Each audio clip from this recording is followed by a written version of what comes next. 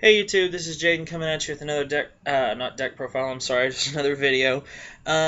We see all the time how people have their top tens of their favorites favorite this, or whatever.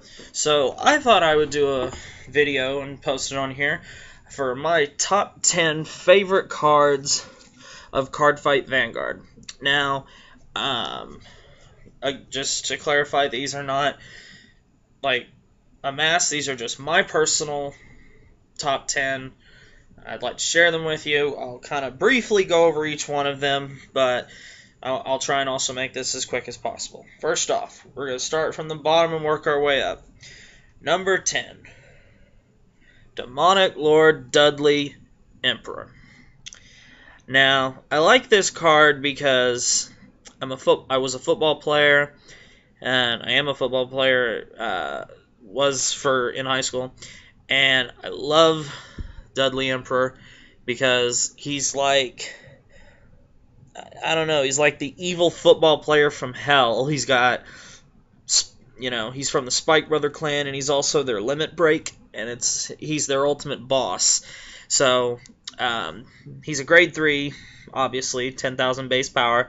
His limit break is you counterblast 2, take 2 cards from your hand, move them into the soul, and then you get to call any 2 Spike Brother units from your hand, from your deck to the field, to an open rear guard slot.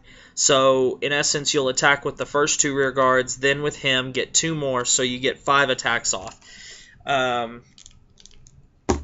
Very good card. It's I hate it. It's a very good card. It's a very versatile card. It's the card that makes Spike Brothers good right now.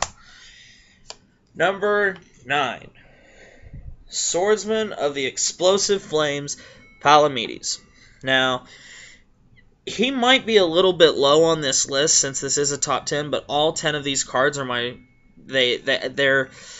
it's hard to separate them because I'm going off just my favorites, and but Palamedes is one of my top 10 easy because he is a killer rear guard with the Royal Paladin clan, and he is just so evil. If you have you're 9 times out of 99 times out of 100, you're gonna have him on the rear guard when you already have a grade 3 Vanguard, and he'll be swinging with 13 all the time. He is just so stupid. I love using him, hate playing against him because he's so hard to get rid of, but he is one of the cards that makes Royal Paladins good. Number 8.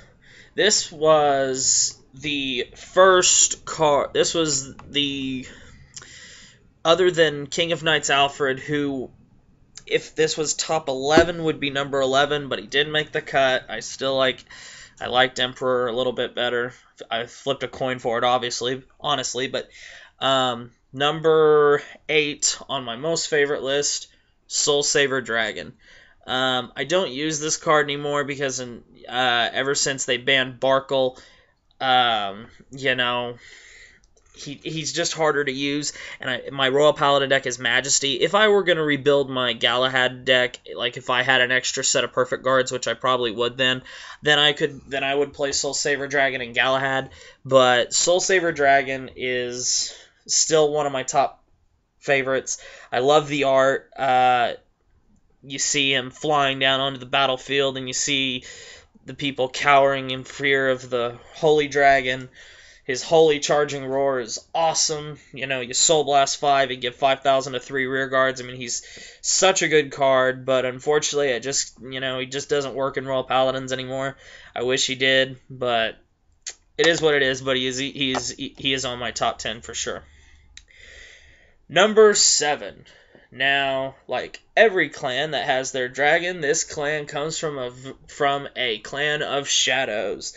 And it is my number 7 on my list, Phantom Blaster Dragon. And I love this art of him, the SP, which came out of set 4. I love Phantom Blaster Dragon, just how he freaking looks. His effect is pretty decent. He's really good. You sacrifice 3 rear guards and he gains plus 10 and 1,000 and a crit. I love using him. I love getting his effect off. He is my second favorite Shadow Paladin, but he is easily in my top 10 as well. Number 10, 9, 8, 7, 6. Sorry, I lost track. On my top 10 is Silent Tom.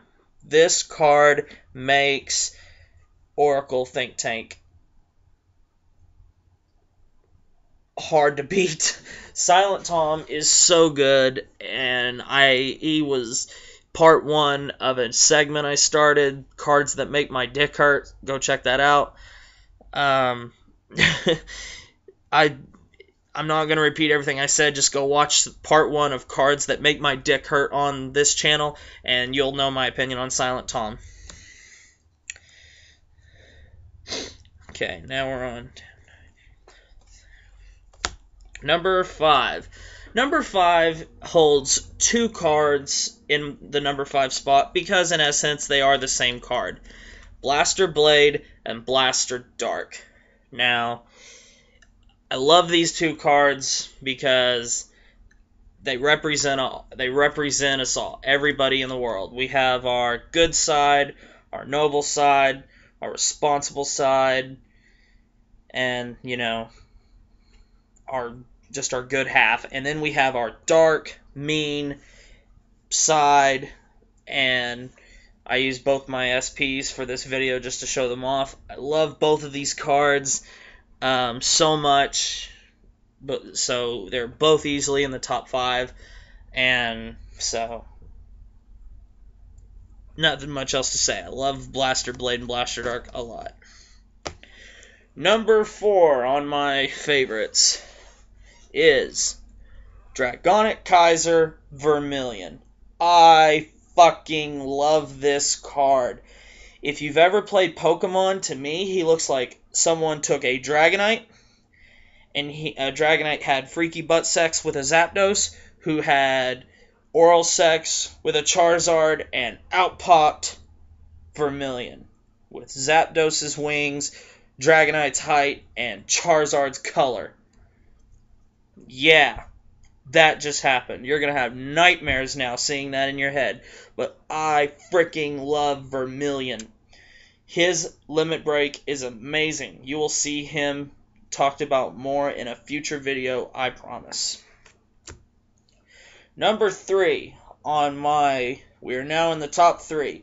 Number 3 on my top 10 favorite cards in Cardfight Vanguard is Dragonic Overlord The End. I love The End because he is so overpowered. He was also on Cards That Make My Dick Hurt. Go check that out for a further in-depth look at this broken-ass card, this awesome card. He is amazing. It's a dragon with 2 fucking swords and 2 fucking Uzis. What is more threatening and awesome than that? Nothing. Just nothing. Number 3. Number 2 on my top 10 favorite Cardfight Vanguard cards is the Incandescent Lion Blonde Ezel. I freaking love this card. I have since the moment I laid eyes on it. I think the art is badass. It's like he's cutting through people and just... Yeah, the way he's swirling out of the air like he's just ready to kick some ass. His limit break is awesome. I built Gold Paladins just so I could play Blonde Ezel. He is amazing, and I can't wait till the cross ride for this comes out in set 9. I am set 8 and 9. I'm stoked for both of them. 8 for Aqua Force and 9 for the cross rides for Gold Paladin, Narukami, and Aqua Force as well. I can't wait. Love this card. I don't know what else to say about it. This will also be seen in a future video, I promise. Damn, isn't that sexy? And this is an SP too. Good God, that is sexy. And now it is time for the number 1 card on my top 10 favorite Cardfight Vanguard cards of all time. And that is none other than, drumroll, Majesty Lord Blaster.